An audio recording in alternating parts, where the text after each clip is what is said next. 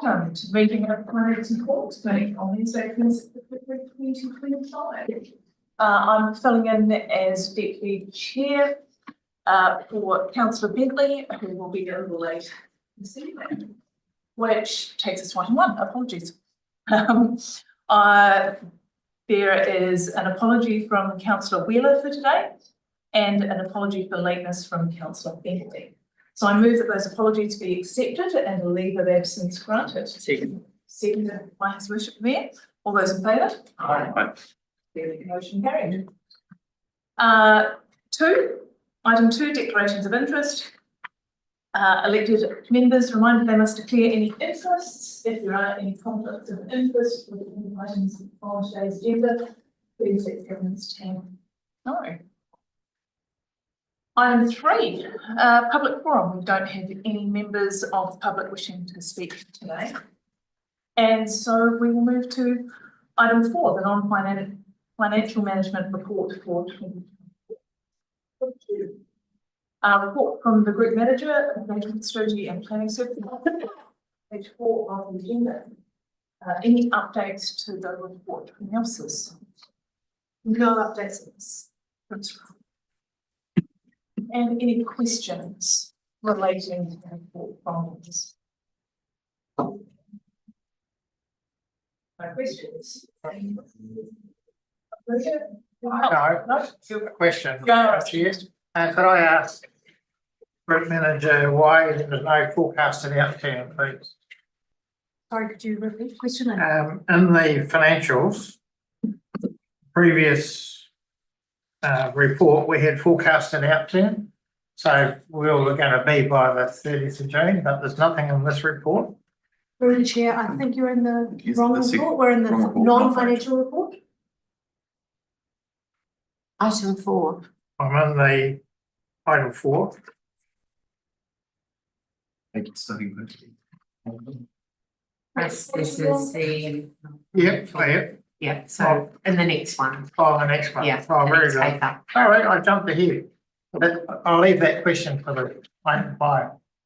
Noted, thank you. Councillor Olker, did you have a question? Yes, thank you, Chair. Through the Chair. So page 9, the water demand consumption, it's attachment 1.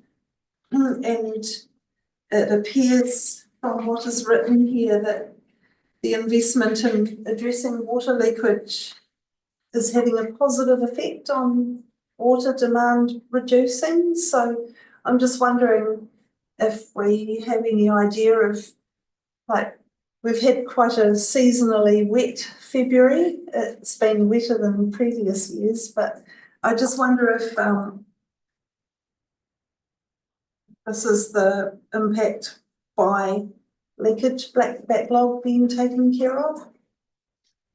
Yeah, so yeah, it will be in part that, and part it'll be demand and the weather. So different. We've certainly for the last couple of weeks we've had pretty wet summer initially.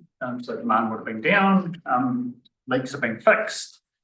People are more aware as well. So there's a whole raft of things that count towards that demand dropping. But it's just a matter of keeping the focus on doing all those things and continuing to fund those activities we can, and keep it, don't take our foot off the throttle. That's the answer to it. Thank you. Councillor Newell. Yes, the premises requiring health registration in the last quarter was not achieved, 86%. And it seems this is sort of a risky area. I'm just wondering, and that's on page 14.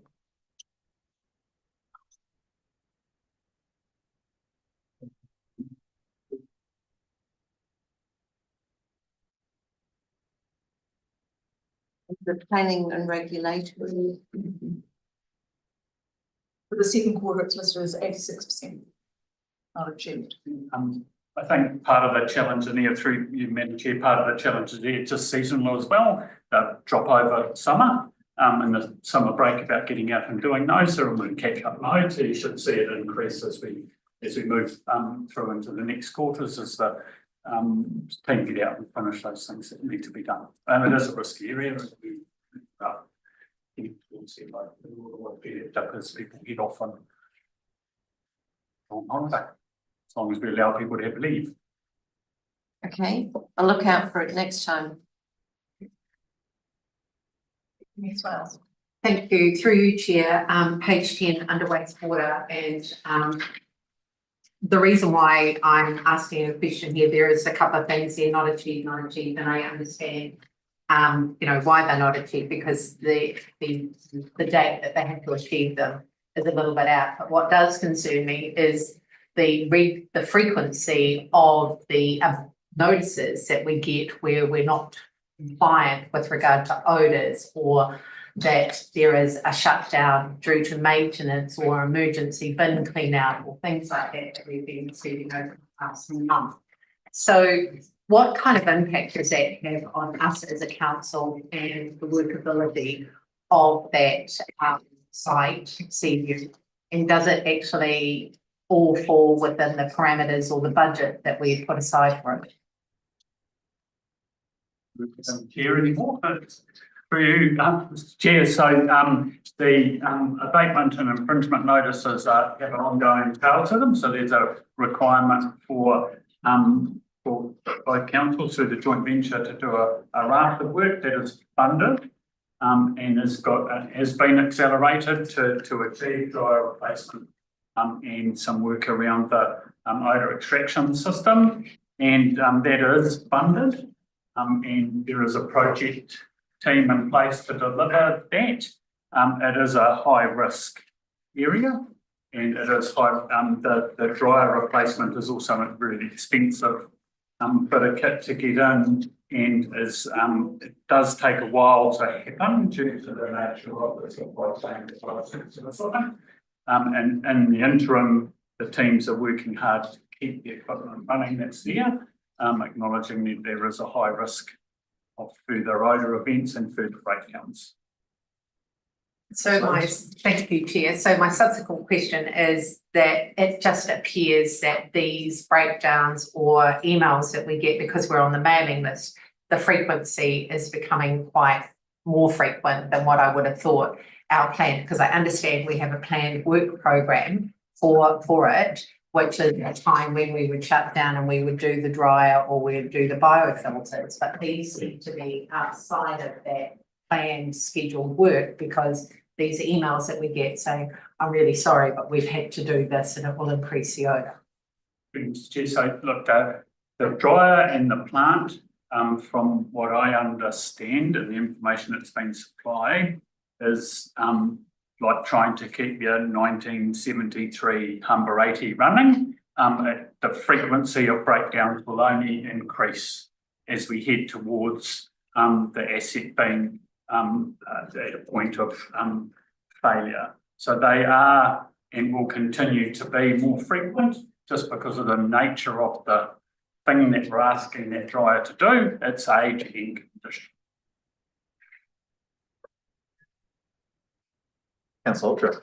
Thank you, through you, Chair. On page 10 again, and it's with the abatement notices still. How much are we charged for these abatement notices? And does that payment to Greater Wellington stay with water? So when we pay for an abatement notice, where does that money go? Does it stay with water? An abatement notice in itself isn't a fine. There are fines for not complying with abatement notice. Any further comments from them? Mr. Chair, correct. I'm not aware. I can double check on the abatement notices, but I'm not aware there was a fine associated with them. Okay. There was time frames for the operator of the plant to implement certain actions, and I've done some of those, and I've asked for an extension for some others due to the complexity in equipment supply, and working hard to understand that so that they can give a date back to the regional council about, this is when we'll get the last bit of that kit in, because it's not going to turn up outside our control in terms of supply. But not aware there's any financial fines associated with that. On that though, there's talk of an infringement notice. Has the infringement notice incurred any fines? Then not that I'm aware of, but I will double check and come back and. Thank you. Any further questions? Apologies for my tardiness, by the way. Councillor. Thank you. I don't have a question, I have a comment. There's quite a comprehensive paper coming to the shared service. So there's quite a comprehensive paper coming to shared services around exactly this topic. About CView. Thank you. Any further questions or comments? Very good. Well, do we have a mover? Worship the Mayor and Councillor Holdness will second. All those of that opinion say aye. Aye. Contrary, no. It's carried. And move on to the financial management report as at 31 December 2024. Is there any opening comments here? Through you, Chair, no. No, open it up for comments. Councillor Carson. Thank you, Chair. So in para 13, we have the results for the court, the term ending December, so that's 6 months, isn't it? Which is looking out the back window. In previous reports, we've had an outturn given us, an outturn forecast where we're likely to be by the 30th of June. My question is, well, two parts. Why isn't it in this report? And secondly, will it be in the next report for the third quarter?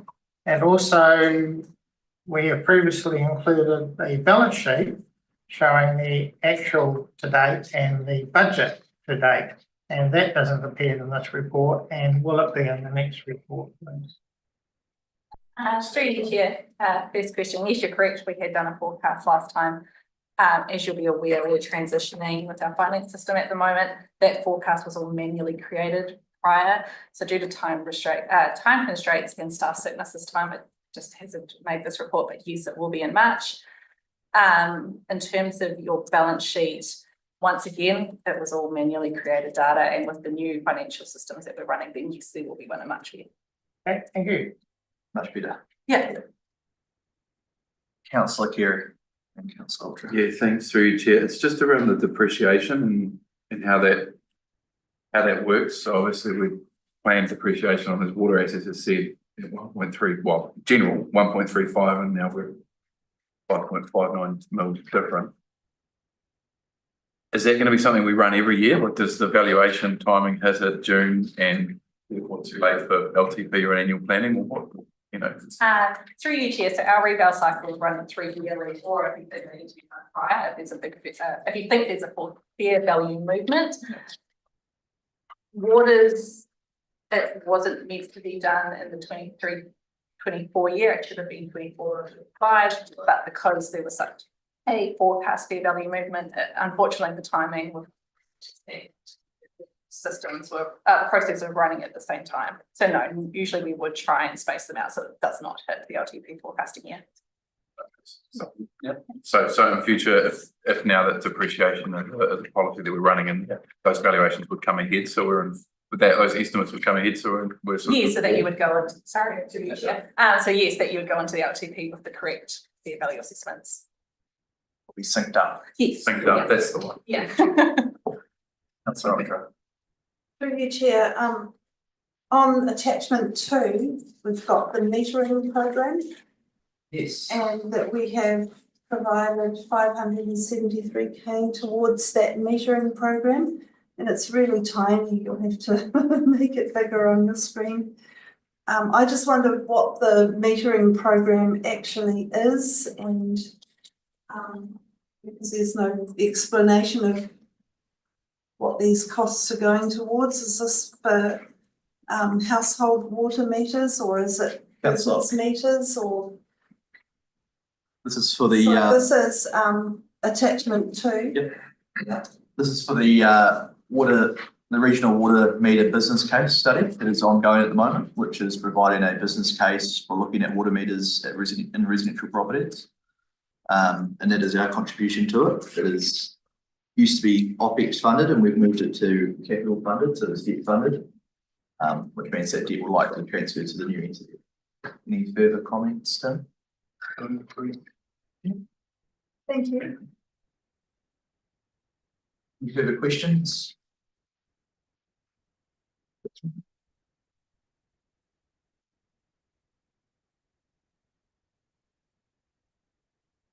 All right, I'll move the report. Seconder, please, councillor Carey. All those of that opinion say aye. Aye. Contrary, no. That's carried. And we move to the debtors report.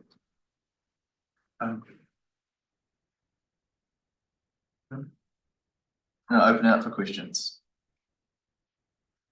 Oh. Councillor Neal. Just the general debtors overdue 60 days and more. That's significantly increased. So I'm just wondering what's our action around that? For page 25. There for the. Yeah, paragraph 4. Is what normally be. Yeah, through you, Chair. We do run a debt management process over it, and so I can't think off the top of my head what the biggest ones are in there at the moment, but we do have a process that we follow. Yes, I'm happy to come back with an update of it's what we do. likely increasing in line with the rates take as a proportion, so I don't think the proportion has grown significantly, but the quantum definitely has.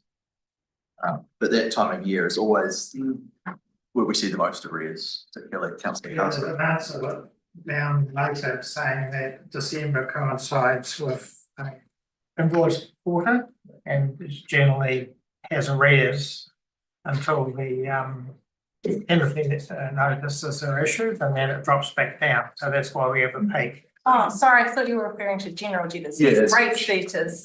She was referring to. Oh, feelings. Yeah,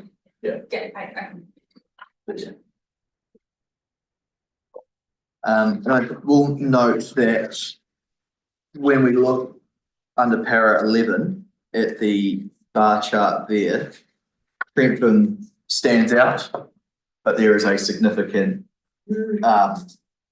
rate arrears situation, one property that skews that data quite heavily.